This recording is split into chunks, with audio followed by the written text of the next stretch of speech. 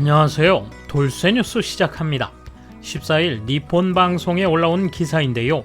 제목은 엔화 약세가 일본에 유리한 이유, 다카하시 요이치 해설입니다.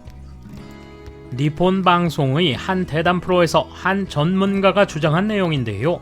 엔화 약세가 일본에 유리한 기회를 준다며 장밋빛 전망을 내놨군요. 누리꾼들이 많이 어이없어 하는 것 같은데요. 대담을 요약한 내용과 그들의 반응 함께 보실까요? 통 크신 구독, 좋아요.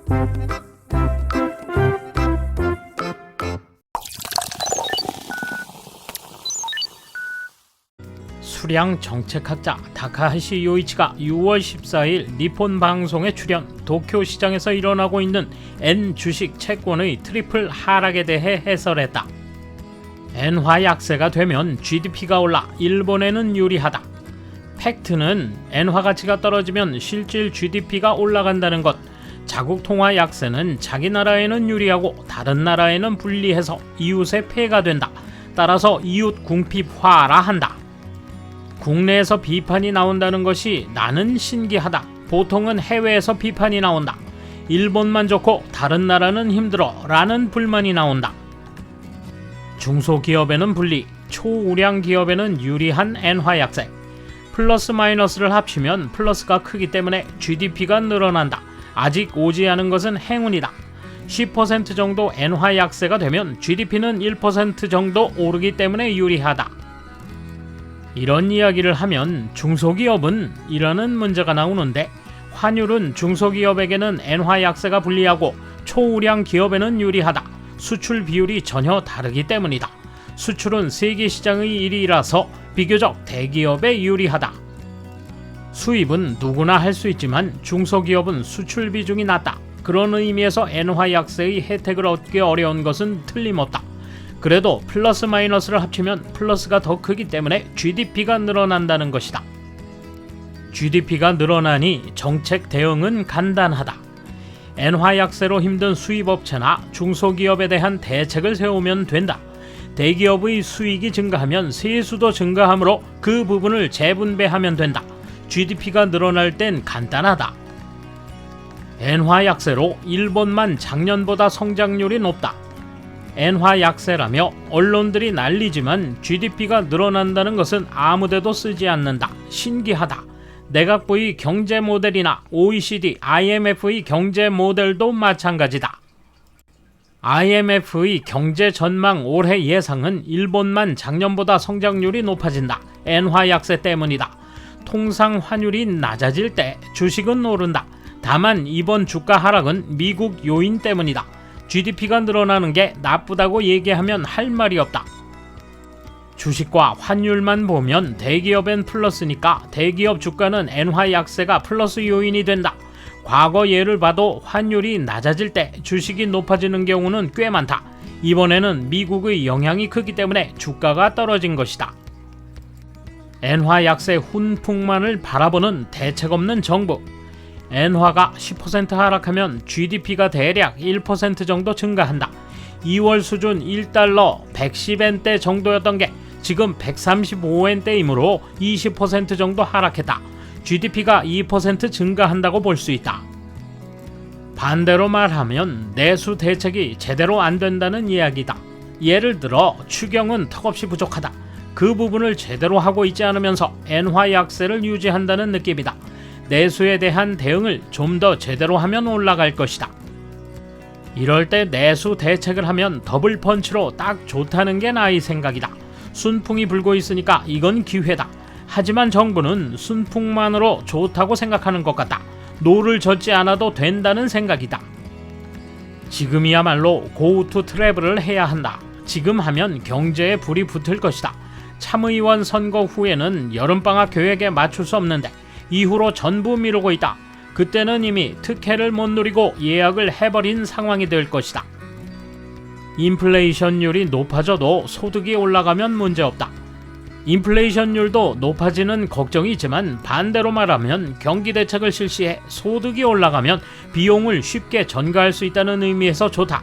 좀 높아져도 상관없다.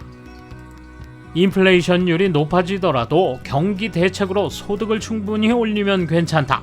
인플레이션을 걱정하느라 비용이 오르는 걸 가격 인상으로 보전할 수 없다면 사업을 줄이고 최종적으로는 고용에 악영향을 미치게 된다. 그러므로 인플레이션이 되더라도 괘씸하다라고 할 게 아니라 인플레이션이 되더라도 충분할 정도로 돈을 경기 부양책으로 뿌려라 라고 하는 게 맞다.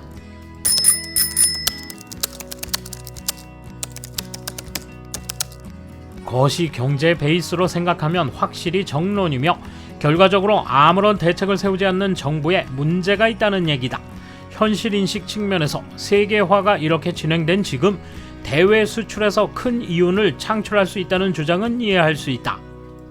자국 통화 가치가 너무 떨어지면 부작용도 크고 일본에서 어디까지 허용하느냐가 문제다. 현재로서는 문제가 없어 보인다. 다만 그 대외 이익을 얻으려 해도 일본의 상품이 부가가치가 높지만 한정되어 있는 데다 통화 약세로 중소기업 등에 가해질 영향은 예측 불가다. 다카하시 씨의 이야기는 납득할 수 있는 부분도 많지만 실질적으로 어떻게 하라는 것인지 알 수 없는 부분도 많다. 내가 공부를 더 열심히 해야 하는 건 물론이겠지만 이제는 그런 이야기보다 구체적 대책을 말해주었으면 좋겠다. 엔화 약세가 일본의 GDP에 플러스로 작용한다는 게 사실일까? 도대체 언제부터?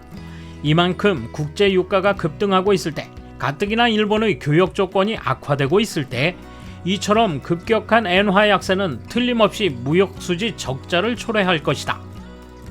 더욱이 요즘 반도체 설비 업체나 휴대폰 부품 업체라면 몰라도 상당수 유력 기업은 해외 생산 비율이 높아지고 있어 엔화 약세라 해도 수출이 크게 늘지 않고 있는 것이다. 결국 갈수록 무역 적자가 늘어나는 추세다. 무역 적자가 느는데 왜 GDP가 늘어나겠어? 이 기사는 현재 일본의 경제 구조와 원유 및 곡물의 비정상적인 급등 상황을 무시한 얘기다. 지금 엔화 약세가 더 진행되면 일본의 GDP는 반대로 감소하지 않을까 생각한다. 엔화 약세로 GDP가 늘어나는 건 단순한 숫자 노름이지 본질적으로 올라가는 것은 아니다. 실제로 달러로 환산할 경우 오히려 GDP는 떨어진다.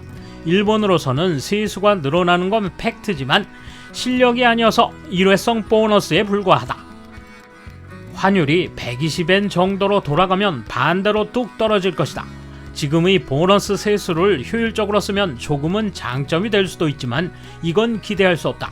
결과론이지만 자국 통화 가치가 높아져 경제가 파탄난 나라는 역사적으로 존재하지 않지만 그 반대는 무수히 존재한다. 20년 후를 생각하면 점점 중국뿐만이 아니라 동남아시아 등도 일본의 회사, 토지, 자원을 사고 인재가 그곳으로 빠져나가 국력이 떨어져 간다. 엔화 하락 때문이다.